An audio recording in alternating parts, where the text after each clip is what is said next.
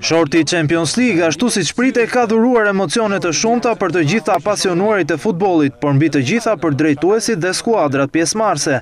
Në Nyon të Zvicrës, shorti i çerek finaleve ka përcaktuar tashmë përballjet e kësaj faze ku bie në sy padyshim super sfida mes Bayern të Muniut dhe skuadrës së Juventusit. Përballja mes kryesuesve të kampionatit gjerman dhe atij italian do të përcaktojnë skuadrën e cila do të kalojë në raundin tjetër. Nën kampionët e Europës do të kërkojnë që këtë vit të jenë ata triumfues. Nga ana tjetër, Bardezin, pasi eliminuan kampionët në fazën e grupeve, do të kërkojnë të eliminojnë edhe nën kampionët e Europës. Përveç kësaj superpërballje, një tjetër sfidë e rëndësishme në këtë fazë është ajo mes Paris Saint-Germain dhe Barcelonës.